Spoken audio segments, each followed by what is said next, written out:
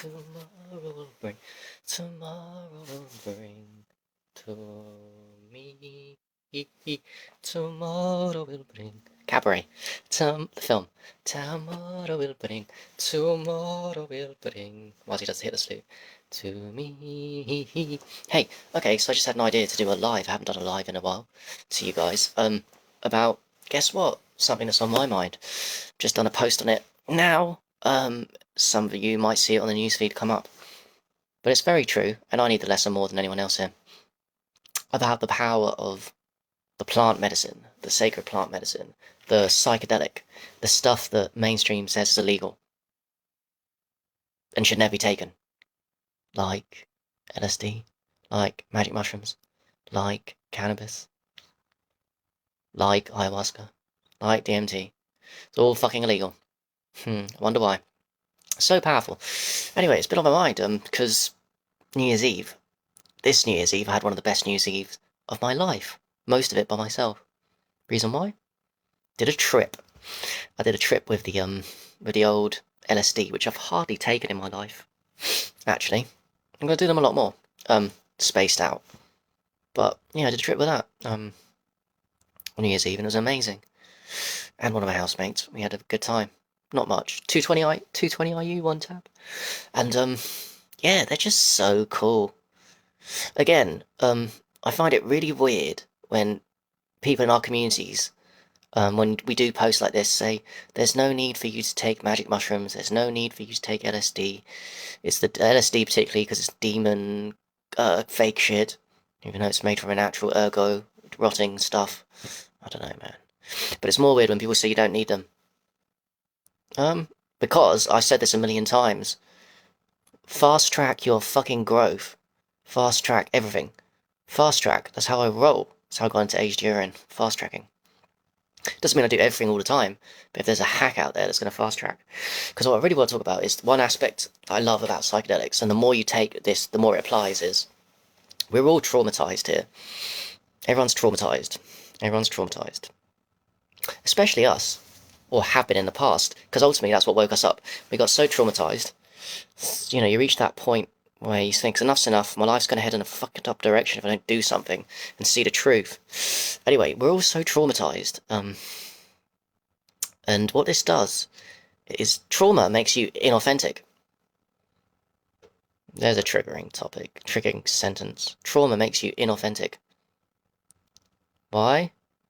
Because what trauma does is it pushes the ego, which is necessary. We all have egos here. We all have egos to varying degrees like you wouldn't believe. The human realm spectrum of egos is ridiculous. But people think when it's a big ego, they think Kanye West or whatever it used to be. But no, actually the truth is, the biggest egos are the ones that are the most fucked up, traumatized. Now, I'm not judging people. I'm only saying this to get the lesson across to people. The more traumatized you are, the stronger the walls of your ego are. And the issue with that is, you're more fake. Triggering myself here. You're more inauthentic. Trauma puts you into a place of inauthenticity. Takes you away from love, compassion. The ego's too high. The ego doesn't mean, oh, I'm better than you. Well, actually, yeah, it does. Yeah, it fucking does. It's a deep topic. I have a huge ego too. I'm trying to take it down with all the things I'm doing. I've done a great job, but it's still there. And that's okay. It's necessary. I'm talking about the bigger ones, for us lot that are traumatized, that are working on ourselves endlessly. The whole point. Listen, when you raise your vibration, as a consequence, the walls of the ego just get less and less, and less, and less. The more traumatized you are, or become, the more, hey Dominic, happy New Year to you, brother. The more traumatized you are, the more stronger the walls of your ego are, and the more fake, the more inauthentic you are in your communication with yourself and people. In denial to yourself, but even with people. Who wants to be fucking fake and inauthentic with people? I'm not perfect, I'm not judging anyone. We're all at a good place. I'm just saying, do you want to perhaps learn to become more authentic in your communication with people? I do. I've got a long way to go. I'll get there. Wherever there is. Sorry, no. I won't get there, because there is no place to get to. I'll just keep becoming more real and authentic by taking stuff that's illegal, but actually is sacred plant medicine. Ayahuasca, all of that stuff. San Pedro. Can't wait to do San Pedro. LSD. maybe challenge yourself. Not 1 tab, do 2 tabs, go for the 440 IU. Really dissolve that ego. I think there's a argument for, listen, microdoses are amazing. Amazing. Especially when to function with people. Microdoses of all these things. For me, the real healing is the macrodose. The microdose is interesting though, because you can still learn lessons from the microdose.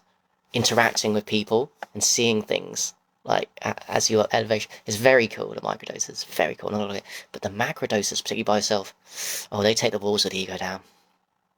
Whoosh! And when you come out of them, almost forever, you've softened that ego a little bit, and that's what I feel at this moment in time, life is about softening your ego. Not killing it off. I know it's fucking necessary. It wouldn't do nothing if it wasn't for that.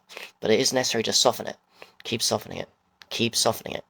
Because, quite frankly, the more fucked up you are, your ego's too big. And the ego came in there to keep you alive. Because you're getting fucked up. So I'm grateful for it. We should be grateful for it. The ego kept you alive when you were really traumatizing yourself. Other people traumatizing you. Whatever happened to you, the ego kept you alive. But as a consequence of keeping you alive, whilst you're being traumatized, it's now, or was, and is, too rigid and too high in your day-to-day life. Speak for myself, but I know it's the same applies to all of us. Truthfully, especially to people like me that have an audience, and I mean, that's part of the reason why I think I push myself into this. It's my ego, isn't it? But it's got to soften, because in the softening of the ego day to day, and you can do it without psychedelics, don't get me wrong, everything that we know does it. Everything we know. Eating good, fasting, yoga, tai chi, energy devices, so many things soften it. But you can fast track it.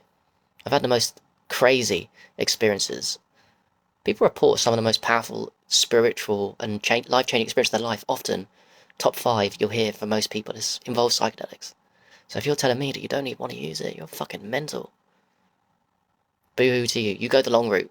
That's your mission. You do the long way, the boring way, the slow way. Do everything. That's what I say. That's a story of